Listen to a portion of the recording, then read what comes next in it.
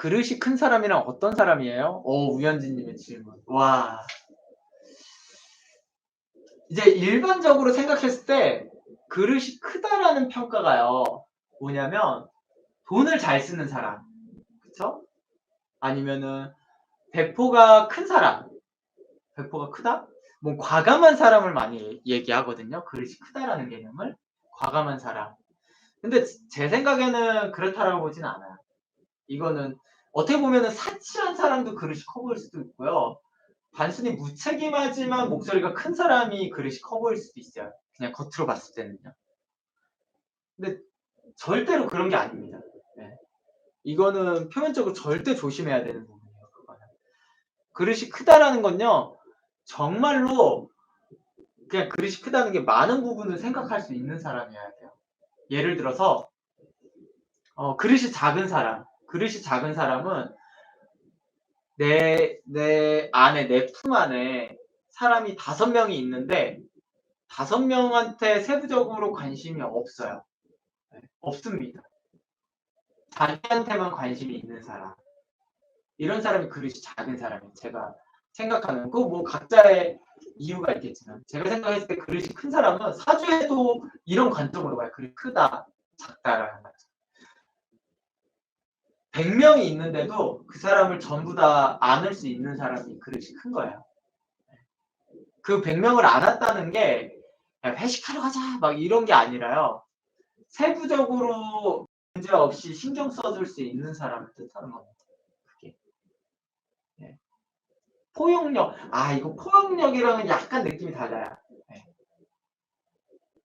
포용력이랑은 조금 다르고, 이게 안을 수 있다라는 느낌은, 이거를 다른 식으로 표현을 좀 어떻게 할 수 있을까? 좀 더 이해할 수 있게. 딱 안을 수 있다? 네. 예를 들어서, 만약에 일반적인 사람들은, 전에 누가 있죠? 막 이상한 사람 있었잖아요. 웹디스크 그거 막 직원들 막 행패 부리고 이 사람 막 때리고 막 이런 사람 있었잖아요. 막 이상한 짓 하는 사람. 네. 그래서 막 백도 많고 돈도 많아서 그 사람은 절대로 그릇이 큰 사람이 아닙니다. 네. 그 사람은 절대로 그릇이 큰 사람이 아니에요.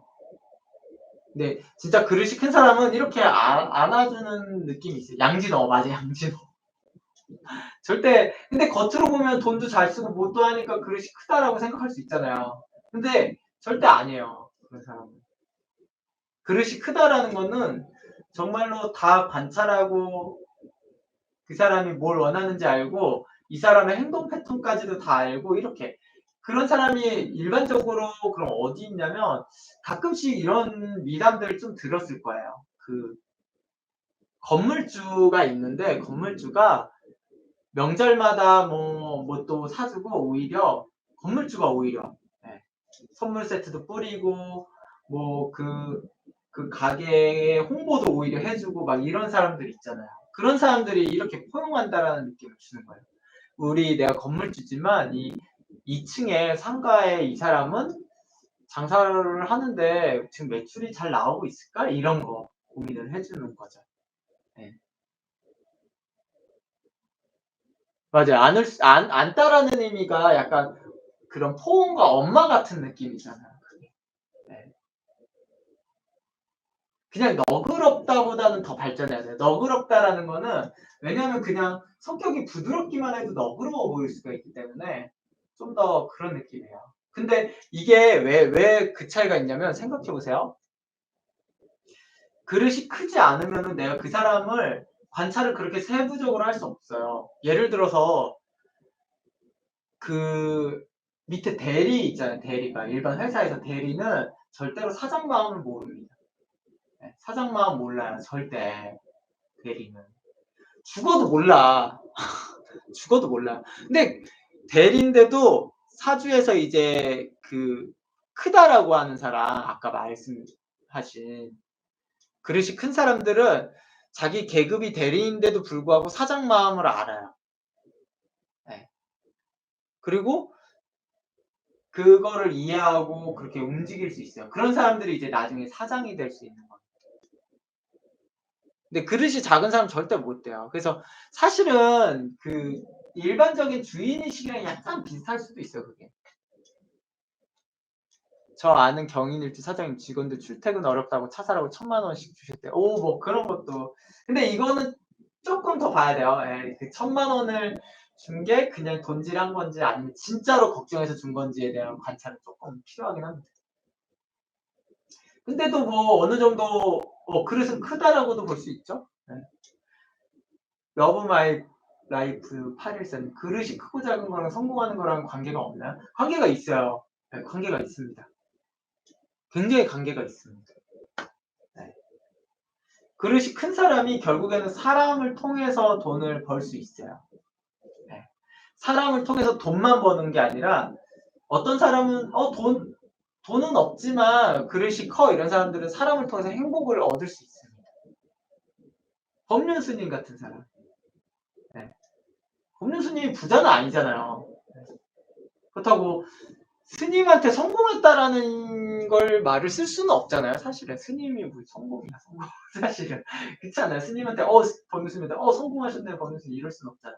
그러니까 스님한테 그 말을 쓰는 건 아니지만 법륜 스님 같은 경우가 이제 본인이 그렇게 좀 이런 입장을 취하기 때문에 포용 않는 입장을 취하기 때문에 그릇이 크다라고도 볼 수 있고요.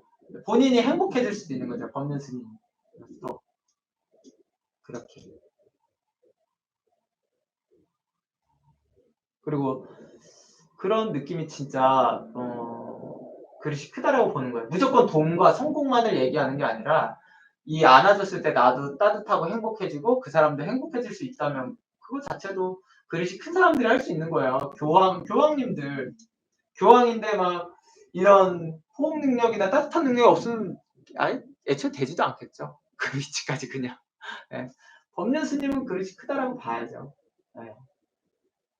그릇이 작으면 절대로 그 위치까지 가지 못하고 거기까지 가지지가 않아요. 아무리 스님이라 할지라도. 왜냐면 일반 평범한 스님들도 얼마나 많은데. 네, 그게. 최버터링 오늘 대구에서 건물주가 한 달 월세 1,400만 원 안 받는다고 하신 맞아요. 오 저런 분들이 이제 그런 배포나 포용력 뭐 이런 걸로 인해서 그릇이 큰 사람들입니다. 이분은 당장 1,300만 원은 안 받을 수는 있지만 나중에 더 크게 건물이 오른다는 그런 행운도 거머쥘 거예요.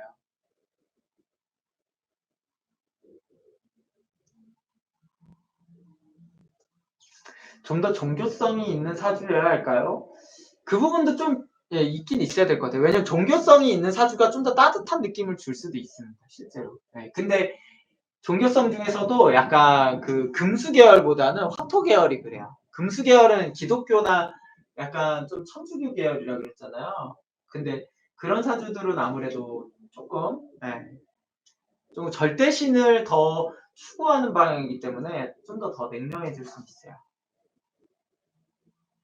그래서 좀 원래 부처가 자비다 뭐 이렇게 얘기하는 것처럼 그런 것들이 좀 더 따뜻한 느낌을 주죠. 화토 계열이 확실히.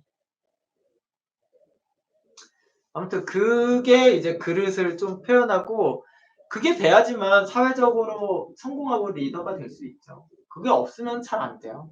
네. 그냥 그거 없는 거는 그냥 연예인일 뿐입니다. 연예인 정도라고 생각하시면 돼요. 그냥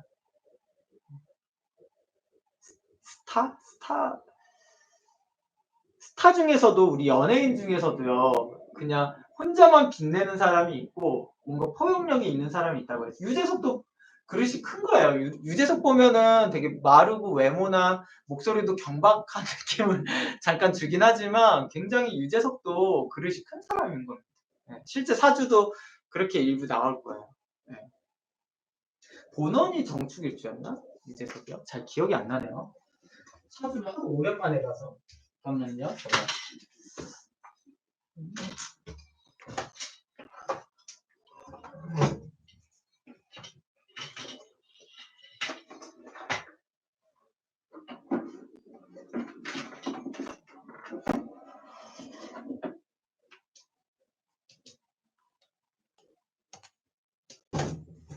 자리가 없는 것 같아서 충전을 해야 될 것 같아서. 장윤정 뭔가 글을 커 보임. 장윤정도 뭐 작지는 않습니다. 네. 되게 어려운 거예요. 근데 이거는 왜냐면 그릇이라는 건 좀 타고나야 되는 부분이 있어야 돼가지고요. 그렇습니다. 우연지님, 사주는 작은 그릇인데 노력하면 넓어지나요? 아니에요. 쉽진 않아요. 그릇은 타고나는 겁니다. 네, 타고나는 거예요. 그게 왜 그러냐면, 유재석의 그 미담 많잖아요. 유재석 미담. 뭐, 자기가 무명이었는데, 유재석 선배님이 뭐, 되게 무명일 때 막 챙겨주는 게 많았다. 그러니까 위에서 내려다보고 이렇게 해줘서 그런 거지. 그러니까 그런 걸 타고나기가 쉽지가 않아요, 막상. 경험을 통해서 잘하진 않아요, 진짜. 네. 타인에 대한 관찰과 관심도 많아야 되고요. 그거를 되게, 이거는 눈에 보여야 돼요. 눈에 안 보이는 사람들도 있어요. 저 사람이 그냥 뭐 하고 자빠져 있든, 뭐 하든, 뭐 힘들다 그래도 눈에 안 보이는 사람이 있고, 저 사람의 마음을 모르는 사람들도 있기 때문에. 근데 사주를 그래도 알면은, 저는 그래도 사주를 알면은, 조금이라도 더 넓힐 수 있다고 봐요. 안 보이던 것들이 많이 보이기 때문에 그래요. 그냥 단순히 노력과 경험으로 아는 것보다는 저는 가장 좋은 거는 좀 더 사주를 좀 제대로 배워보는 게 가장 좋지 않을까라는 생각을 합니다. 그래도 생각보다 상대방에 대한 이해도도 높아지고요. 네, 그래서 그래요. 그런 부분이. 아무튼 시간이 되게 빨리 갔습니다. 한 2시간 이야기했는데 진짜 여기 나중에 게스트 한 분도 좀 초대해도 좋을 것 같아요. 네. 연희재님, 저도 베풀고 살고 싶네요. 근데 너무 베푼다는 거에 대해서 부담 가질 필요는 없어요. 그 베푸는 게 자기가 직업이라도 내 일이 타인들한테 많은 도움이 되는 일이면은 이미 베풀고 계신 겁니다. 꼭 구체적으로 뭐 기부하고 이런 것들이 아니에요. 영란님, 통찰력도 타고나는 건가 봐요. 이거는 제가 좀 관찰했을 때 많이 타고나더라고요.